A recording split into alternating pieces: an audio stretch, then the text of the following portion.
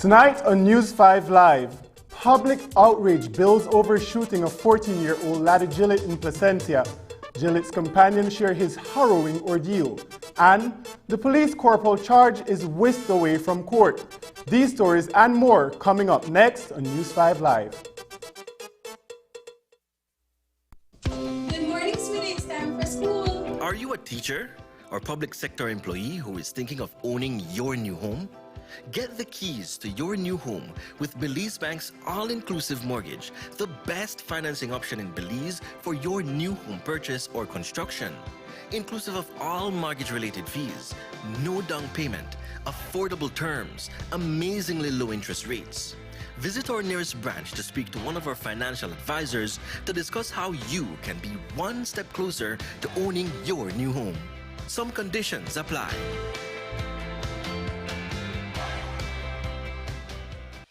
The Social Security Board, in collaboration with the Labor Department, takes this opportunity to remind insured persons of the requirements for compensation when on sick leave.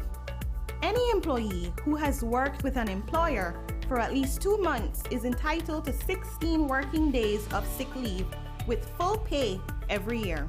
This is how it works.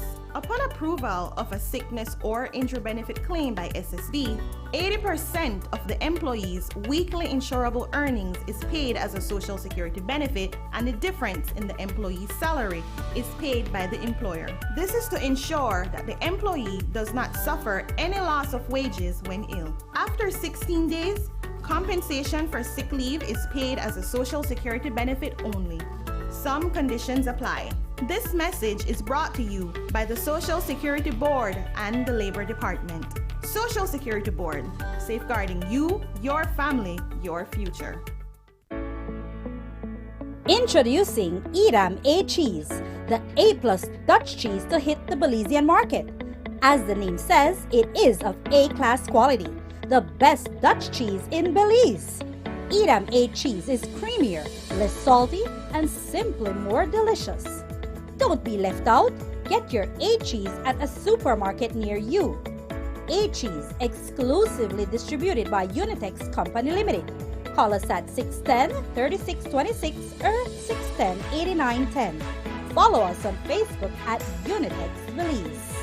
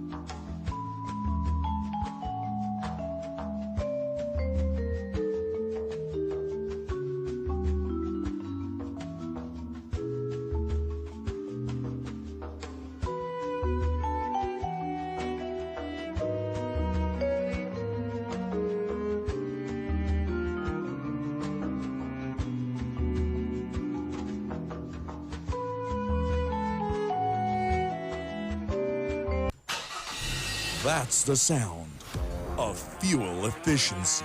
Every day, every time, I choose Una Fuels, powered with Dynamax. Una, a brand committed with the future. It's It's time to put your TVs on lockdown. COVID won't stop us this time. After a year of waiting, Summerfest is back, pandemic style. If you're under the age of 18 and you think you have the talent, we are looking for you. Submit videos to us on Facebook, Instagram, and email. Or join us here at Channel 5 on Coney Drive to audition from July 26th to 30th from 10 a.m. to midday. Be a part of Summerfest 2021 and show Belize your talent. In exercise of the power conferred upon it by Section 7 of the Electricity Act, Chapter 221 of the Laws of Belize, and with the approval of the Minister, the Public Utilities Commission PUC, the Commission hereby notifies the general public that it intends to enact a bylaw in relation to electricity procurement and power purchase. The bylaw shall govern the procurement processes for wholesale, distributed energy resources, and short-term power purchases by addressing the roles of the Commission and the utilities. The bylaw seeks to secure public welfare, national security, and services at the best value for money. Further clarify the exercise by the Commission of its duties under the Public Utilities Commission Act and Electricity Act. Provide for increased conservation and efficiency of electricity resources by utilities and equitable retail rates for consumers, and detail the RFP and PPA processes. Regulatory tools to achieve the Commission's public interest mandate of setting tariffs for the provision of electricity service to the public. Members of the public are invited to give their comments by email info@puc.bz or post by 17 July 2021. The draft bylaw may be viewed in its entirety at the offices of the Commission at 41 Gabriel Lane, Belize City, or on the PUC website at www.puc.bz.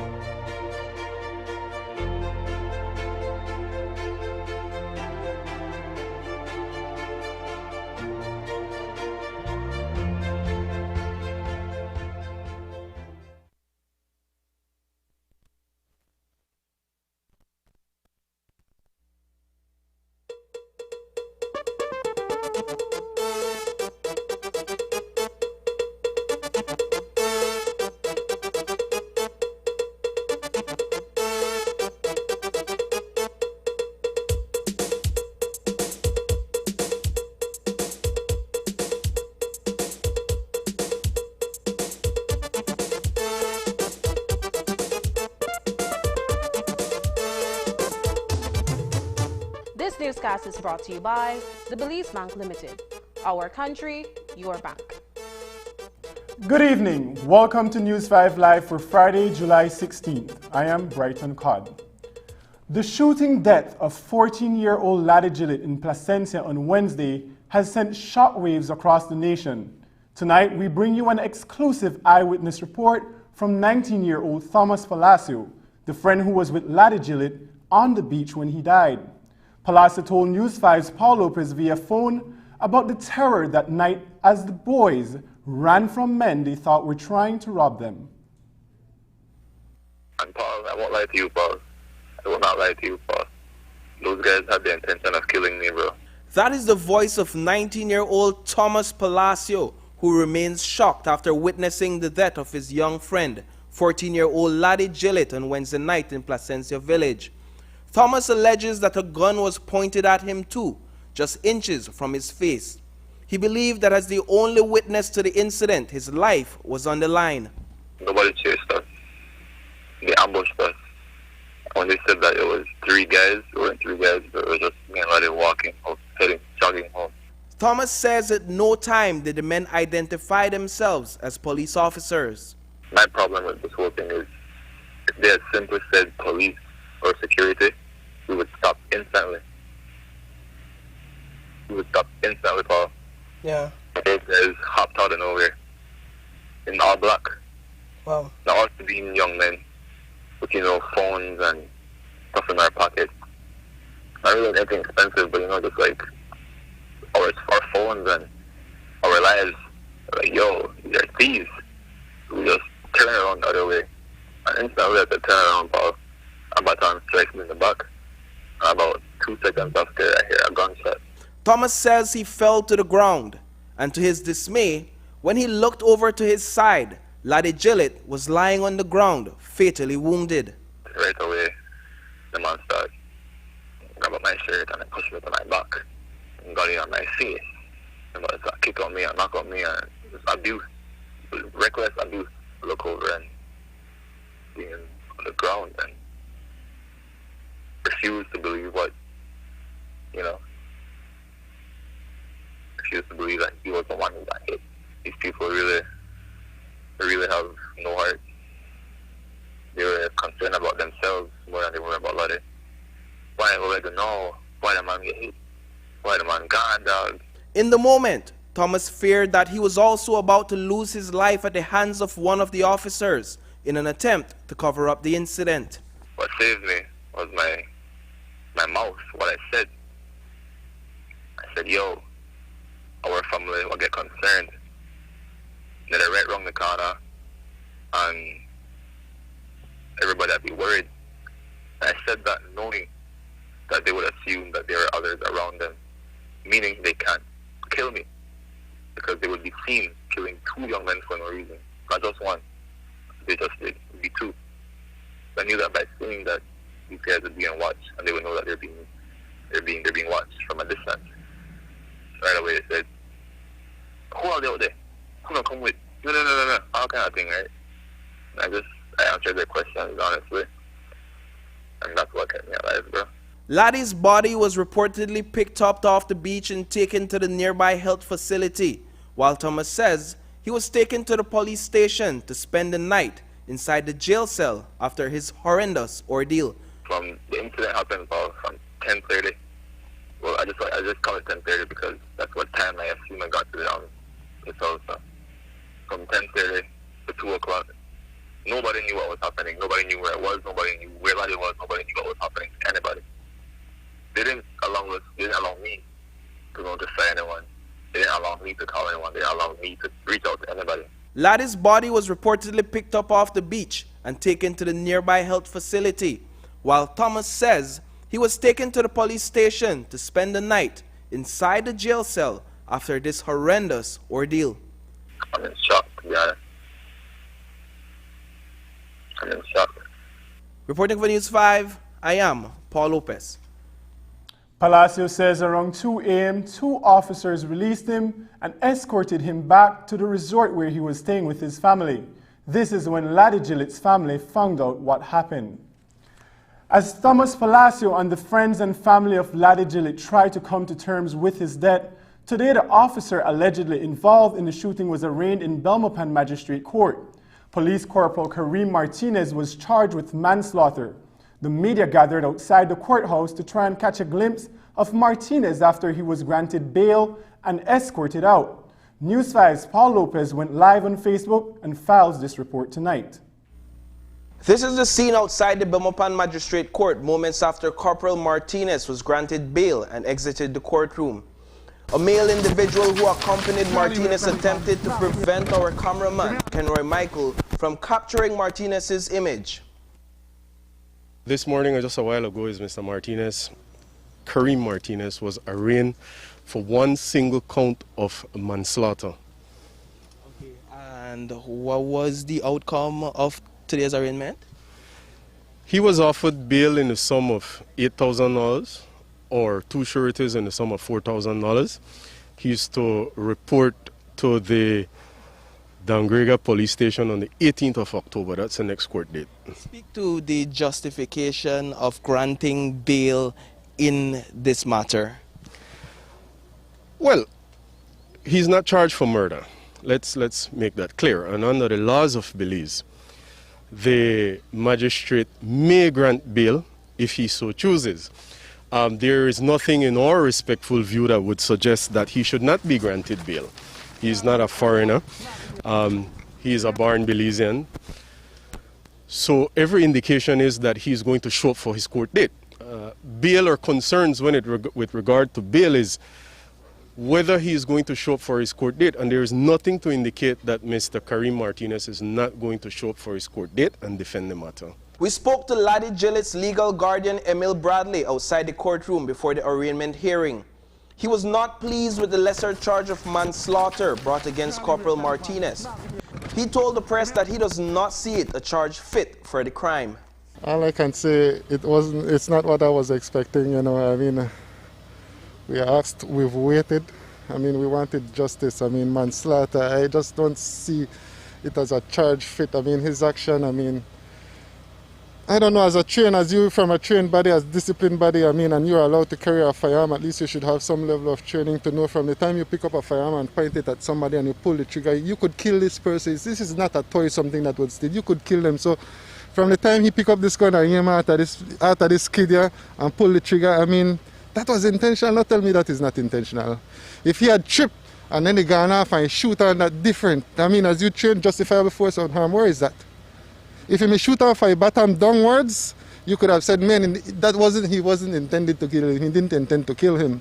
But just by pulling it all the way in his back, it's unacceptable. And then are the things that make people get ratty and get out of hand and see things different. And try keep me calm and everything together for right now, but continuing like this, no, it won't. And your frustration is rather obvious. Would you have preferred that a murder charge be levied against him? Listen, from the background, I would have expected at least murder. I mean, let the judge decide, not Miss Sherilyn. Let the judge decide what he deserves. You know, I mean, jump to a conclusion right away to manslaughter. It's not the first time people have been charged for murder and then it drops to manslaughter. Right away it jumps to manslaughter, and this is what is getting people frustrated in this country because of your political status or your statuses in society, and you do things and you get away, which is wrong, and especially the policeman. So who we should look for? Bradley says his family is open to receiving an apology from the officer believed to have killed Laddie Gillett. All you need to do is come out. Sorry, even if you're not sorry, man, just come out and say sorry to all of the family and the friends, you know. My action wasn't right. That never my intention to kill her. We understand, we could forgive people. I mean, if they live with that kind of energy, they're not something nice. As a parent, as a human being, I am expressing condolences to the family. So none from Mr. Martinez? I haven't gotten any instructions from him. You will have to speak to Mr. Martinez about that. Martinez was able to post bail. He was escorted into a fully tinted vehicle under heavy police presence and driven off the compound. Reporting for News 5, I am Paul Lopez. From the courthouse in Belmopan, Paul Lopez visited with Laddie's football coaches at Youth for the Mission and one person who has been around Laddie over the past decade and refers to him as his little cousin, Belizean musician Stig the Artist. Paul is hard. You know, I have memories of different times in Laddie's life in school. He's struggling with his schoolwork, and his teacher will call me and say, John, Laddie's not focusing, and I'll say, don't worry, when he comes to training I'll have a talk with him.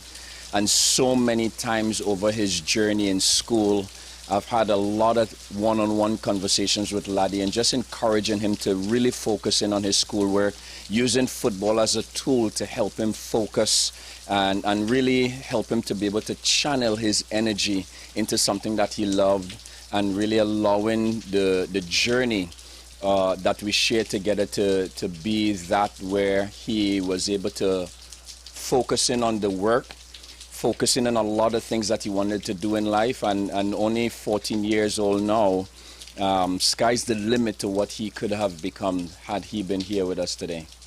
a parent called me yesterday, and the child, his son, which was one of the players, also wanted to talk, just to talk with me, coach, and he feel the pain in the child's voice, in what he was feeling, what he was, you know, it's who would expect something like this to happen to, but a kid like this, a complete innocent child, and one of the worst part for me personally, what really dig me deeper and pain me more is like just hearing, okay, the Corporal Martinez, I think it is off on bail for $8,000 or $4,000 and a surety of the same. What is this with manslaughter by negligence? This child was shot in the back. This child was shot in the back. He will have his time in court. What are we coming to in this country where law enforcement are concerned? Is this what is going to be the norm for us, where our kids today is laddie? I mean, thank God I don't have one fourth. Well, I have grandchildren now. Which one of my grandkids the same fate could happen? Laddie is like a little cousin to me. I knew Laddie since Laddie was a baby. He's my Lee brother. Grandparents raised up Laddie. So my stepfather at the time, we may live with here on the same land. It's like a, you know, a village go, one big family land. But I know Laddie and all the rest of the kids as babies growing up.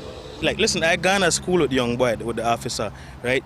My old lady that was a police officer. Laddie called my ma auntie. One of the persons when I raised Laddie that was ex-police officer.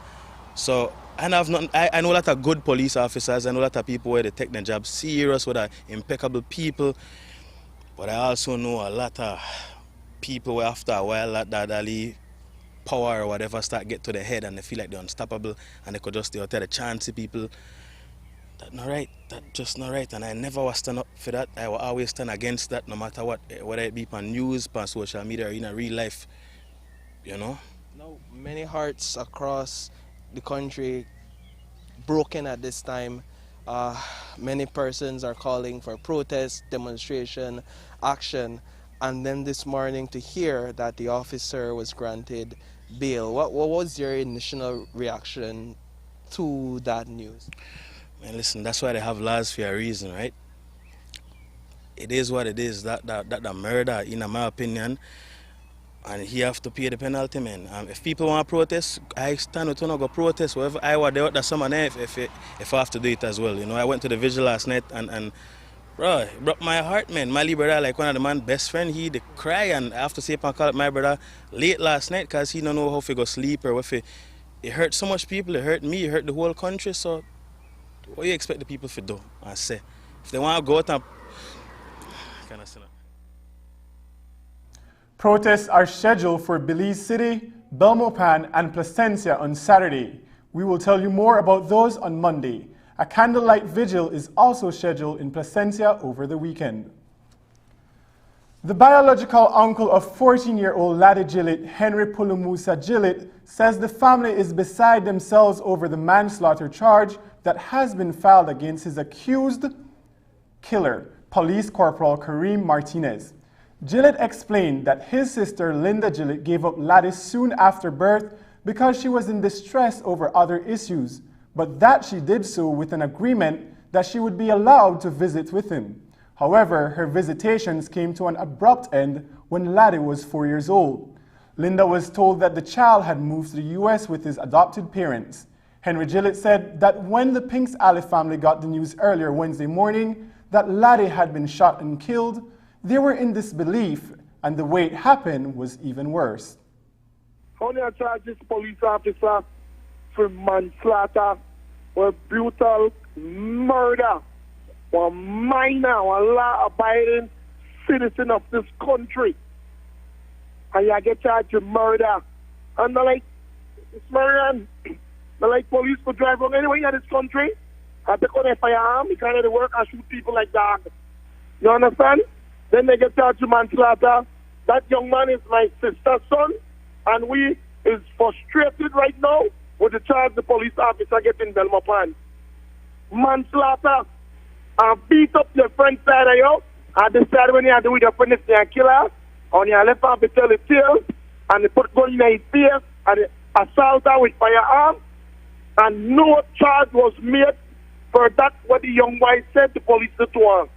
My sister gave up Laddie to people who live in America, and look like I'm trying to get Laddie over there, and they did never get through with it, and it looked like the people end up, they left Laddie with close family member in Char who Creek. was living in Camalote. My sister used to go to the village of Camalote and see her son. How often? After a while, when the Levi turned 4, my sister said that the last time he see his son, when he got back, they tell her the Levi is in America. When Laddie was in Placencia, we don't know how Laddie reached in Placencia, who sent her, who he met with, because my sister thinks her son was in America. Gillett said the family would like to get Laddie's body and bury him themselves, and they would like to discuss with Emil Bradley, the man who was his adopted father and living in Belize. Coming up, what is taking those variant tests so long? We will have an explanation from a Baylor University researcher when we return.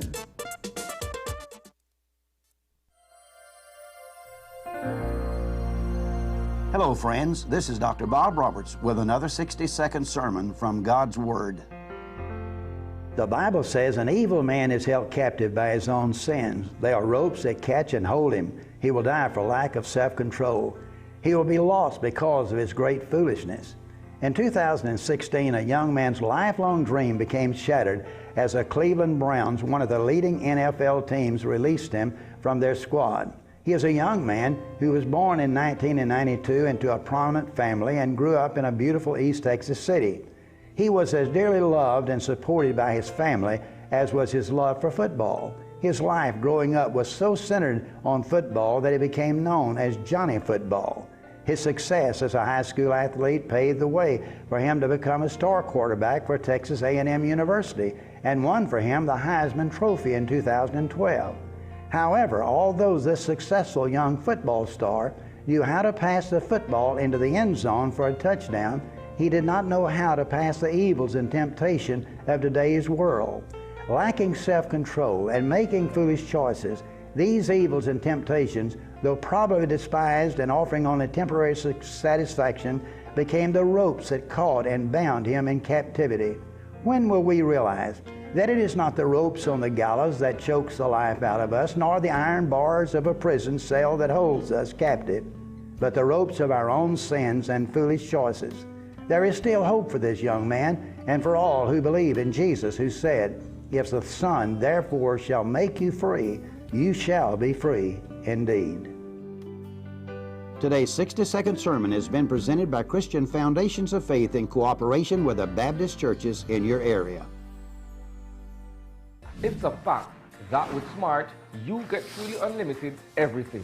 Only with Smart, you get unlimited data anytime, while with the other guy, it's only double data on weekends. With unlimited data every day with Smart, there's no need to wait. So, it's a fact that our unlimited plans beat the competition. Stop being measured and told when to use your data and get unlimited talk, text, and data. Experience the true unlimited plans with Smart. That's a fact. Make the switch and live smart.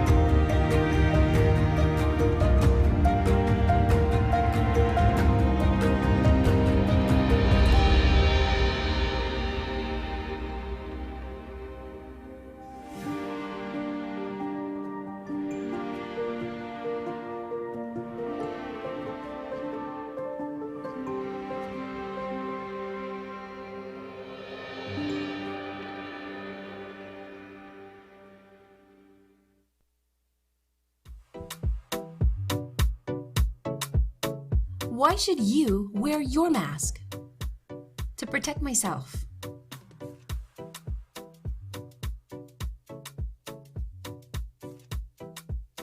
My friends. My family and others.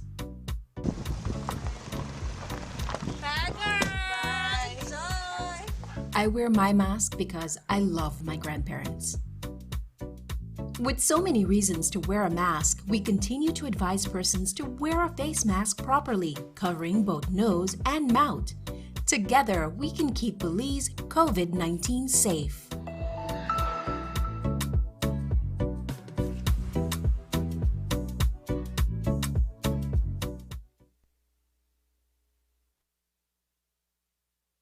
The lockdown continues in the villages of Conejo, Midway, and Barranco in the Toledo district.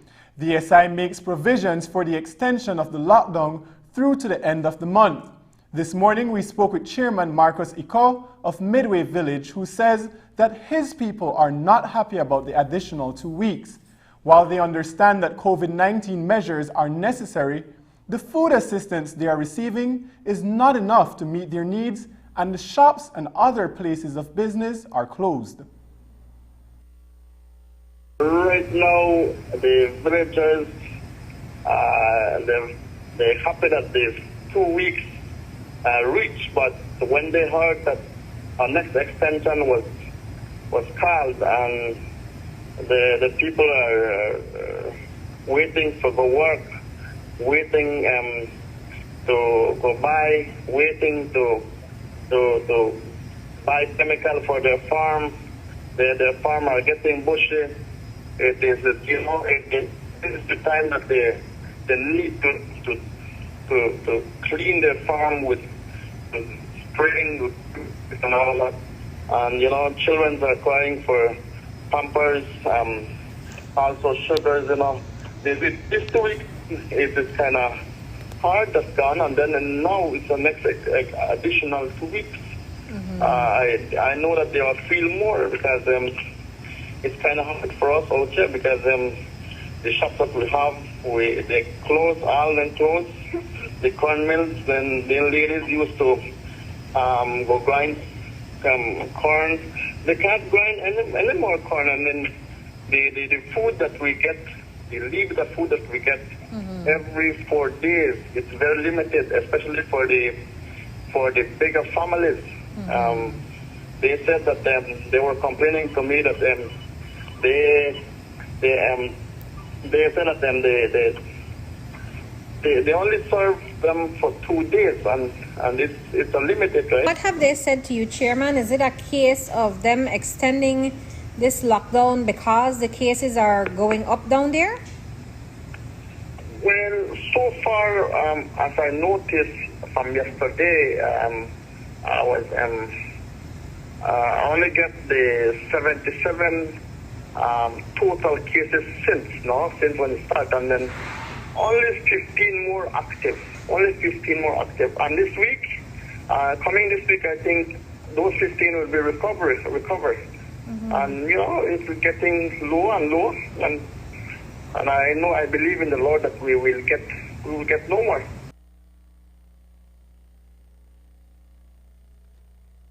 Chairman Iko says that they have received a disbursement of $150 last week, and they expect that stipend to be issued once again this week.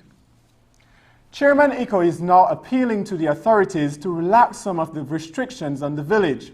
He says that they are in need of some basic necessities.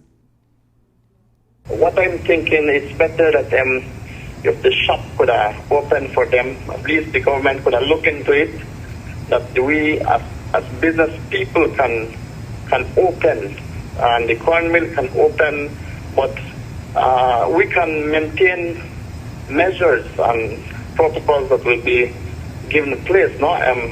We can do those so that we can help our people much. So you feel that the residents have been responsible and they're following the measures. You think maybe, they can perhaps loosen up some of those restrictions a little? Well, as I see it, right, in my community, these people, they're understandable. there's a religious people, they can understand, and they abide on the rules. As I see, nobody's moving around, but 2 weeks has already gone.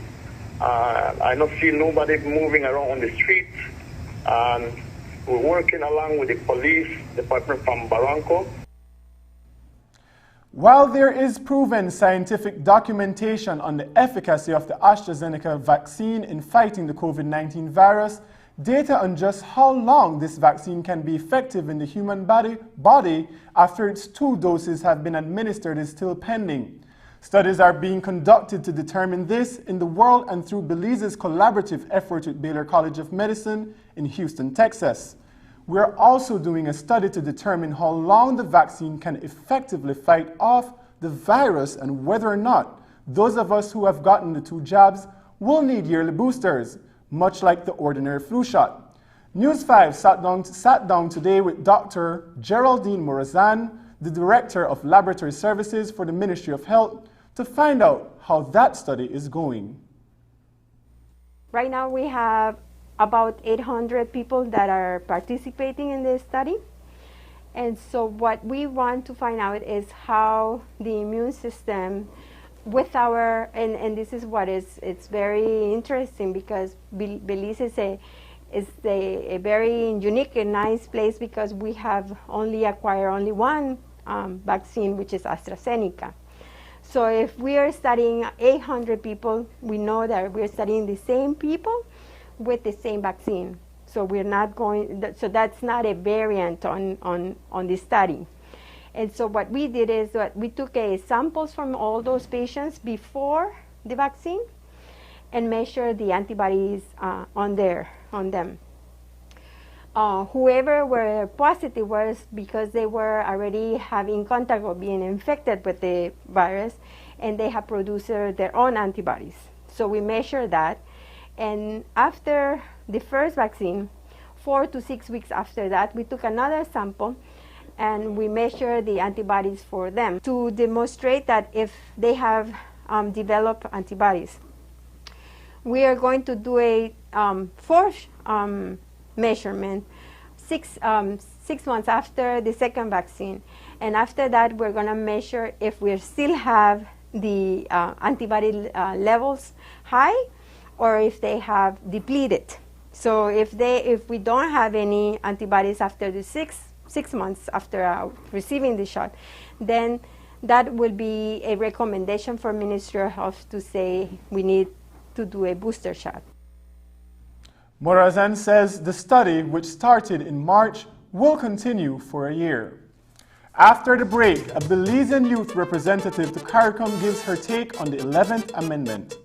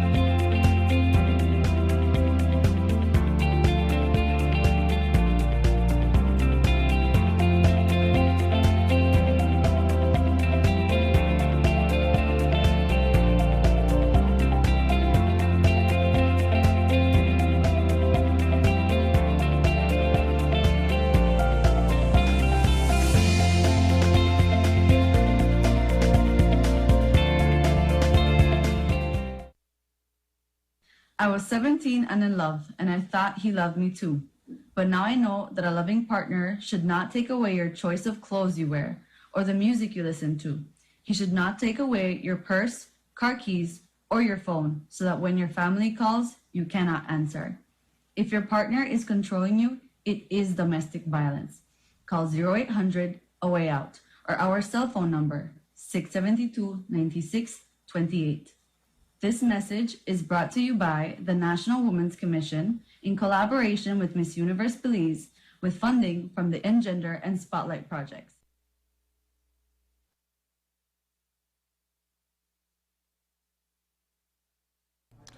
Belize's Foreign Minister Eamon Courtney made a virtual presentation to the United Nations today at a high political forum in sustainable development. The event observes the 75th anniversary of the UN Social and Economic Council.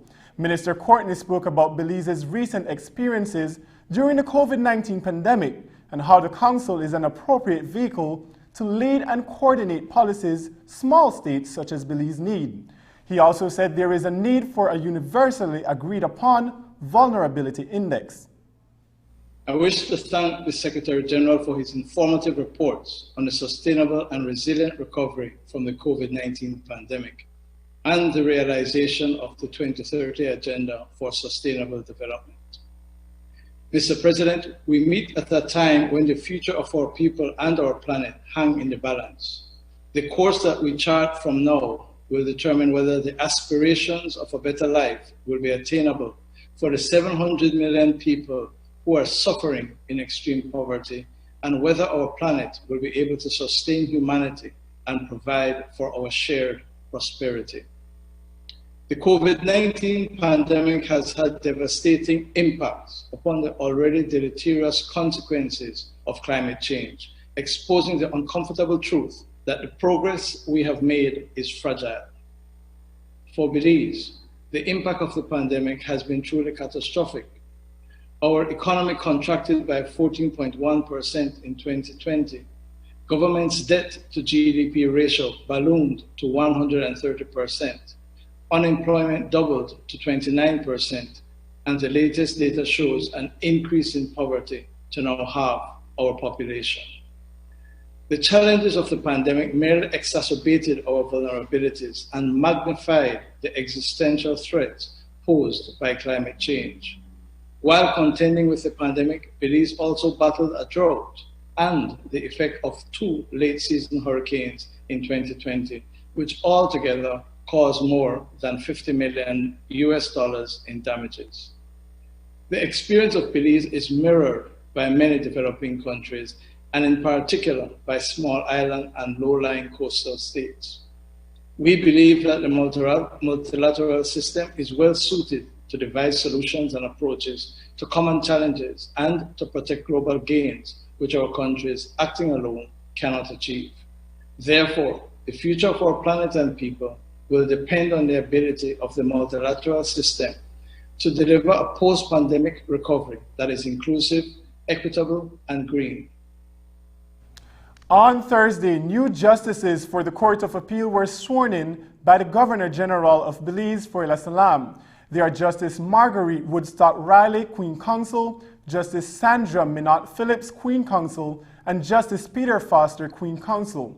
Justice Woodstock Riley of Barbados received a Bachelor's of Law from the University of the West Indies and has been called to the bar in 6 countries. She has previously served as a judge of the High Court. Justice Sandra Minot Phillips from Jamaica also holds a Bachelor's of Law from UWI and has published several legal articles in the West Indies Law Journal. A National of St. Lucia, Justice Peter Foster, holds a Bachelor's of Arts in Law from the University of North London and served as a High Court judge in the British Virgin Islands and Anguilla. Justice Minot Hafiz Bertram, President of the Belize Court of Appeal, and the Attorney General, Honorable Magali Marin Young, were also in attendance for the virtual swearing-in. The controversial 11th Amendment is drafted from similar laws that were passed in the United Kingdom back in the 80s. The Representation of the People's Act 1981 disqualifies anyone who has been convicted of an offense and has been sentenced to be imprisoned or detained for more than a year. The amended Representation of the Peoples Act 1983 also disqualifies anyone who has been convicted or has been reported guilty of a corrupt or illegal electoral practice or of an offense relating to donations, campaign contributions. Notwithstanding the clear language in that piece of legislation, which has been adopted by Belizean lawmakers, there is growing opposition to the 11th Amendment, and many contend that it does not allow for true reform. News 5 spoke with one youth leader earlier today who holds strong views against it. I characterize the amendment as very problematic. I don't think in any space or time of Belize's constitution that it has ever been applied equitably.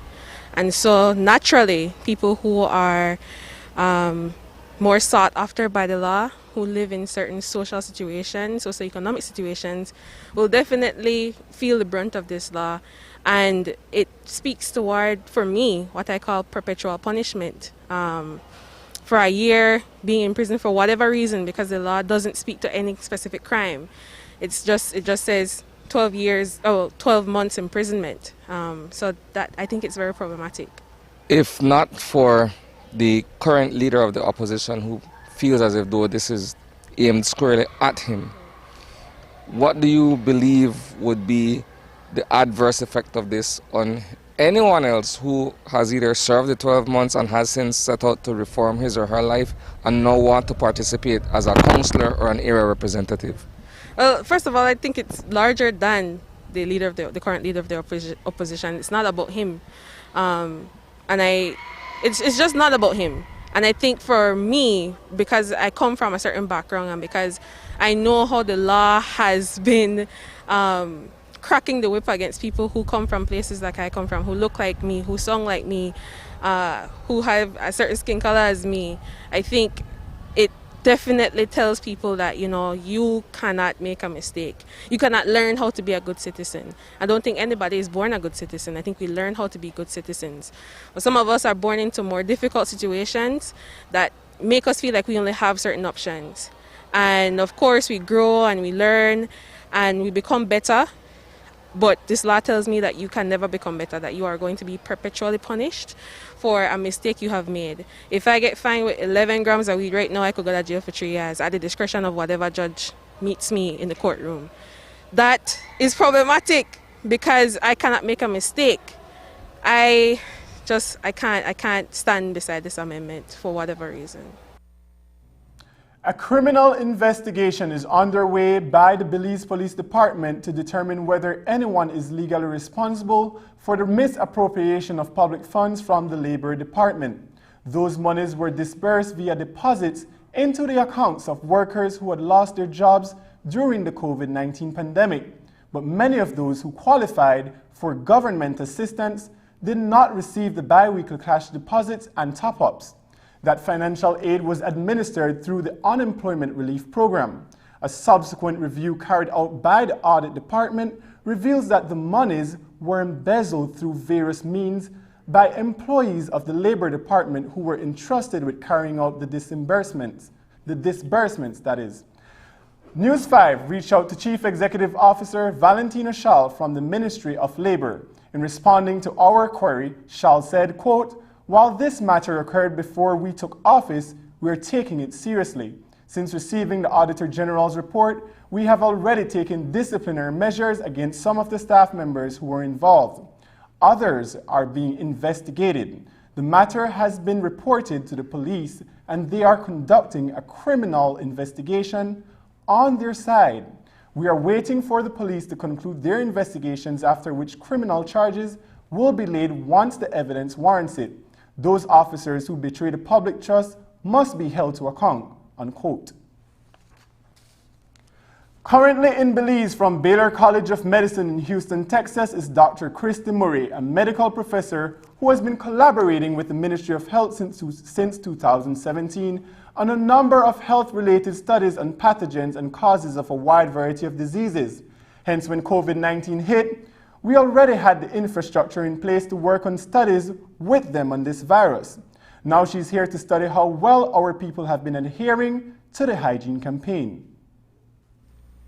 people here work hard, and they do a great job with what they have. And so, you know, when we can find ways to optimize it, maximize, and make things even better, then it's such a win-win. So we're actually going to be bringing a couple people here from Central Medical Lab to the United States, to Houston, to train. We're going to train them in our labs at Baylor College of Medicine, and then they're going to come back and bring the technology with them and the knowledge, so that all of it can be done here in Belize, so samples aren't having to be sent elsewhere to be tested. So we're really excited about that partnership too, and just being, again, to build the infrastructure here. How long will that process take before it starts? So So our hope is that by September, everything is being done here locally. Murray says that Baylor has been able to bring down the cost of testing for variants to within $50 US. Just ahead, was it an exorcism or just prayers? The Belize Defense Force responds to the unusual happenings in a viral video. Details when we return.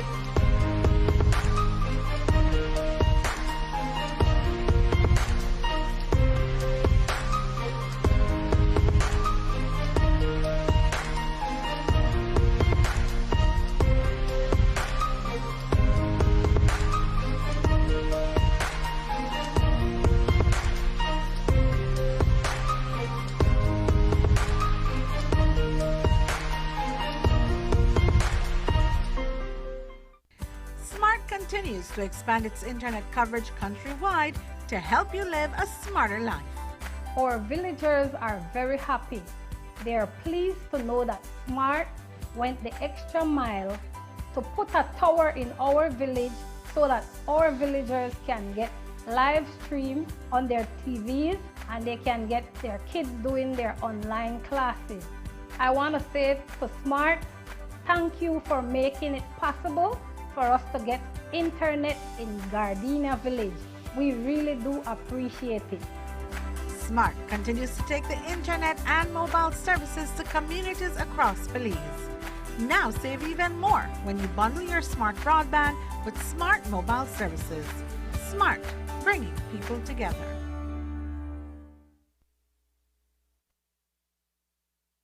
Tensions are brewing in Indian Creek Village in Toledo between Mayan residents and agents for private landowner. You'll recall that back in February, the Ministry of Indigenous Peoples Affairs sent out a press release to express its disappointment that former chair of the Toledo Maya Land Rights Commission, Lisela Lamia, who had only just demitted that office, had published a full-page ad in the local newspaper where she stated that she was acting in the capacity of an agent for a private company who has ownership of a large tract of land in the Indian Creek Village area.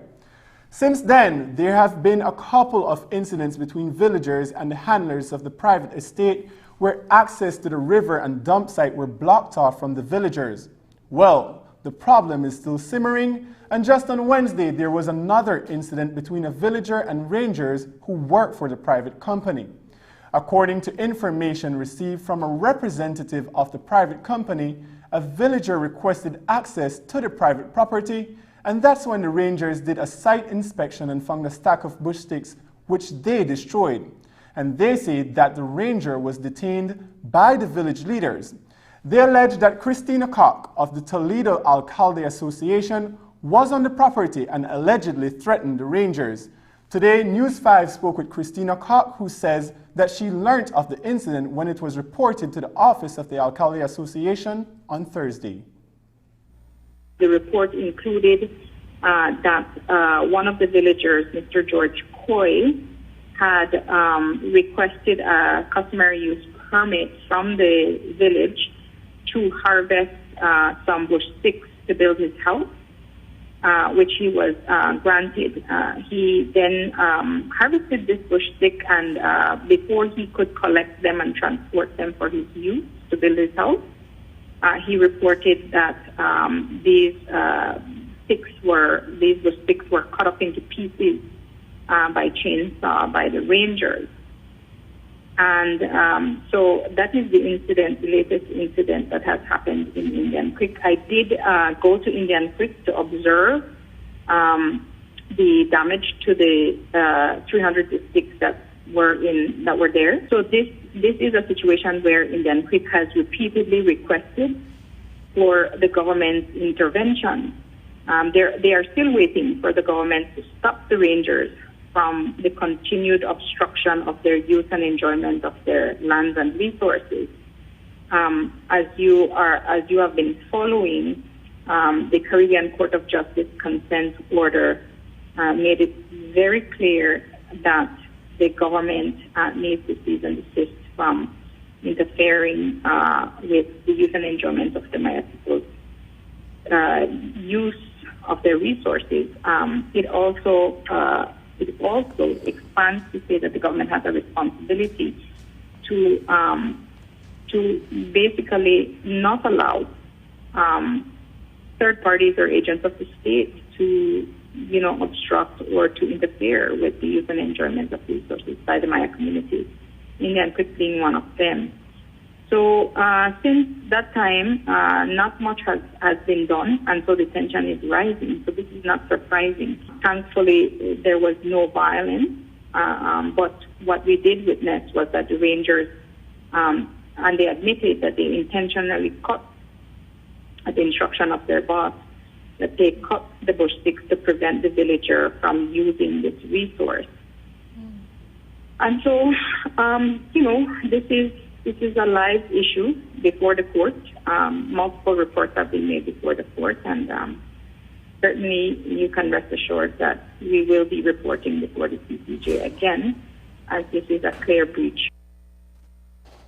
So, as you heard just now, Christina Koch says that tensions are brewing between the villagers and the representatives for the private property owner. And now the Toledo Alcalde Association and Maya Leaders Alliance are calling on the government to intervene. They believe that implementation of the CCJ's Consent Order 2015 would alleviate these issues of the use of customary lands. Our role here at the Toledo Alcaldes Association and the Maya Leaders Alliance is really to try to help the leaders to manage these escalating situations. It's very difficult for the villager, particularly those who are directly impacted. Mr. George Coy, for instance, reported to us that he, in fact, paid workers to help him to collect his bush stick. And so he has a significant investment that he made, and now that is completely destroyed. You know, the bush sticks are damaged; they can't be used, and so this is really problematic. It really creates a situation where it frustrates the villagers because this is their livelihood, and as you will appreciate, it is really a test and a pressure on the economic and the cultural survival of these communities, especially during a pandemic. And so what we're trying to do is to work with the leaders to continue to try to find out an opportunity to sit and dialogue with the government and try to come to some meaningful and concrete action to stop these incidents from happening. We've asked the government of Belize to advise the third parties and to stop the rangers. That could be one concrete step, stop the rangers from obstructing the use and enjoyment of those resources by the villages. And the court is in agreement with that, and so the government has to act. But in the absence of any concrete measures, these tensions, unfortunately, will escalate. And what we're trying to do is to help the communities so that it doesn't reach a state of violence. Because in the end, it's only the villagers that will be harmed. And so we want to make sure that we, again, impress upon the government, call upon the government to act, to intervene, because this is what is needed. There's only a certain level of mediation. There's only a certain level of intervention that we can do to prevent the escalation of this situation. There will come a time when the villagers themselves, when the frustration really rises, there will be a time when there's very little we can do, and we really don't want to reach that stage. So we're calling again on the government. The Belize Defense Force has issued a statement on a video in wide circulation on social media which purports to show a soldier being possessed by a spirit. Described as an exorcism by many who have watched the short clip, the press release confirms that the incident happened on Tuesday night and that it was in fact a prayer session being held for the soldier who sought an intercession with a superior officer. Earlier today, News 5 spoke with Acting Chief of Staff, Major Rogelia Pop. He explains what happened that night and why the soldier sought spiritual help. Is King of Kings and God of gods. It's the same thing. Come back, everything of God. We thank you for everything. From the initial canvas that we did of the situation, we spoke to some of the persons that were involved, and especially to the soldier himself. We are led to believe that it was a voluntary choice by the soldier to reach out to one of the superior officers for some sort of prayer because he was facing some personal issues at the time. I think he is involved in he is experiencing some personal issues that involve probably his family, his career, and all of those things. So that's why he reached out to a person, and it is normal. We at the higher level of the organization normally provide some sort of guidance based on our experiences and stuff like that to deal with issues, especially as it relates to our subordinate members. So, just to be clear, it's not as if though perhaps some kind of evil spirit or force was being removed or prayed away, in a manner of speaking, from this individual, correct? Is it that he was simply seeking some kind of prayer assistance or intervention? Yes, that is what we are led to believe. We have since spoken to the soldier. He is in good health, but he has been experiencing some challenges with respect to his personal life. His career obviously is in some sort of jeopardy because of all of those things, and it probably compounded, and then he was seeking some sort of guidance from the person he trusted. I believe the officer in question is a strong follower of a religious faith. So in that sense, he sought out to the superior officer, and they had some prayer. They shared some prayer intercession, and he then informed us that he lost some memory of the event. He only woke up as apparent in the video. What we have not been able to confirm is whether the person was under the influence of any alcohol, because there was no testing done at the time, and it's long overdue, so there's no way for us to really confirm or deny that there was any substance or like alcohol involved.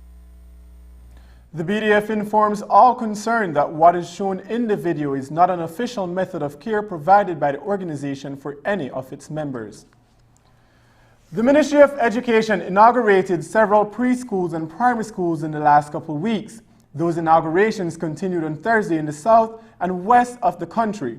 The Belize Education Sector Reform Program is an $85 million Belize dollar investment in 35 schools, 18 of which are preschools.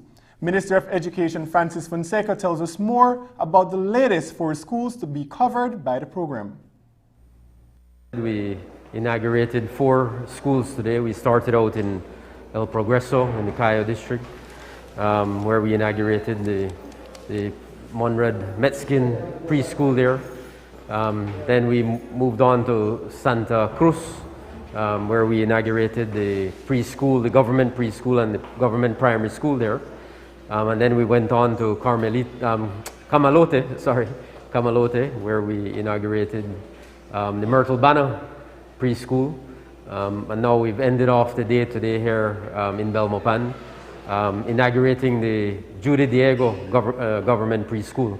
So I think it's a fantastic day for education, but it's particularly a great day for early childhood education, which is so critically important to our education system. Because the investments we make as a country, as a people, as a government in early childhood education will reap dividends for us at every other stage of the education system. So I'm very proud to be a part of this effort today. A lot of people have been involved in this project for many, many, many years. And we're glad to see that those seeds that were planted are reaping fruit. Just ahead, some Belizean filmmakers get a boost from international funds, and one Belizean short film debuts at the Cannes Film Festival. But first, here is the weather forecast with data from the Belize Met Service.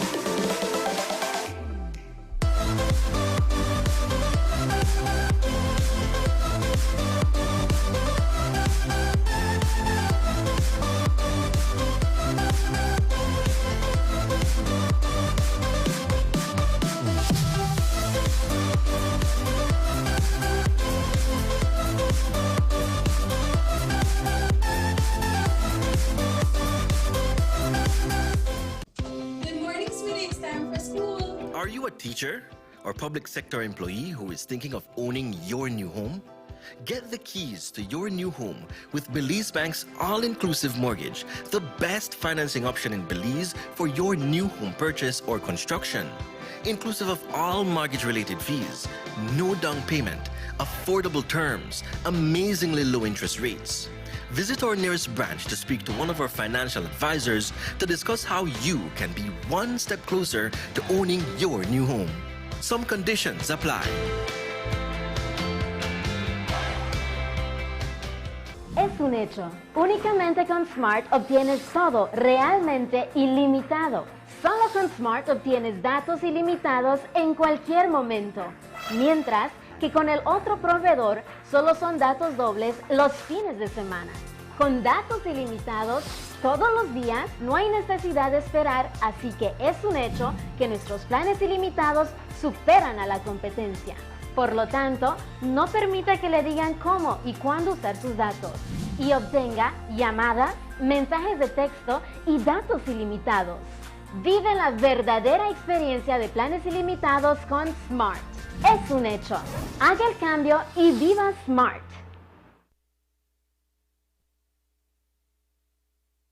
When COVID-19 hit, many industries were hit hard and continue to suffer as a result of the economic shock and the health restrictions.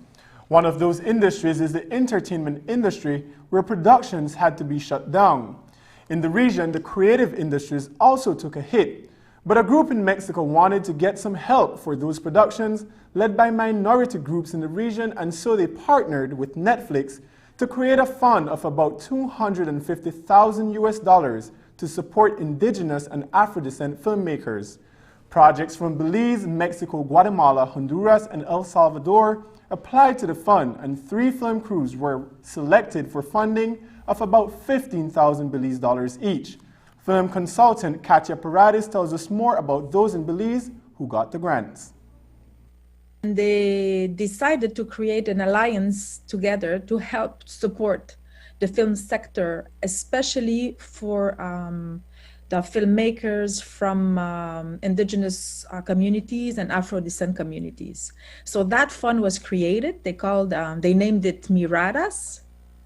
And it was basically to try to save projects that were already in production when the pandemic hit. 4 projects applied to the fund and 3 got selected. And so that's how Belizean projects were included in that initiative. From those 3 projects that were selected, it was interesting to see because one was a fiction film from Feline Cayetano, shot in Hopkins. One project was a documentary short film, also shot in Hopkins, from Jeremy Lewis. And one was an animated film from David Smith and his crew, Tequani and the Duende. So it was interesting to see that we could find projects in different kind of filmmaking. And what it means also is that for these 3 crews supported, it gives them the certainty that what they're doing is important. Because when you get international funding for something, then it bigs you up, right?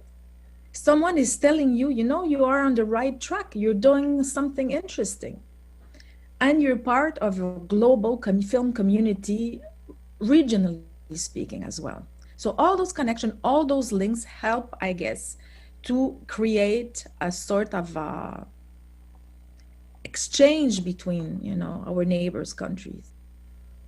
And in some exciting news about other Belizean filmmakers, the award-winning short film, My Father Belize, was screened today at the 74th Annual Cannes Film Festival in France.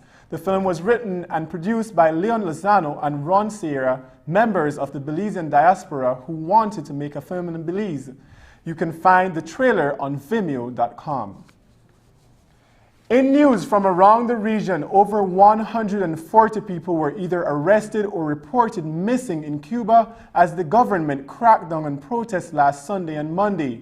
Thousands of Cubans poured into the streets of Havana and other cities, prompted by worsening economic conditions, food and medicine shortages, criticism of the government's handling of the COVID-19 pandemic, and restrictions on freedom of expression and right to assemble. Caribbean Week in Review has more on the demonstrations and President Miguel Diaz-Bermudez's response. Thousands of Cubans on Sunday took to the streets over a worsening economy, a display of civil unrest rarely seen in the communist-ruled island nation. Demonstrators in the capital city Havana chanted freedom amid heavy police presence. Many called for better access to vaccines, while others blamed the government for daily blackouts. One protester said he was struggling to make ends meet in an economy plagued by sanctions and the global health crisis. We are here because of the repression against the people. They're starving us to death. Havana is collapsing. We have no house, we have nothing. But they have money to build hotels and they have us starving. Protests broke out in San Antonio de los Banos, which borders Havana, and later spread hundreds of miles east to Santiago de Cuba. In a televised speech to the nation, President and head of the Communist Party Miguel Diaz-Canel blamed unrest on foreign influence. He encouraged patriots to confront anti-government protesters. No vamos a admitir que ningún contrarrevolucionario. We will not allow any counter-revolutionaries influenced by the United States, allowing themselves to be carried away by all these strategies of ideological subversion to provoke destabilization in our country. There will be a revolutionary response. We call upon all the revolutionaries of the country, all the communists, to take to the streets to any of the places where these provocations are going to take place. Today, from now on, and in the following days. A todos los revolucionarios del país.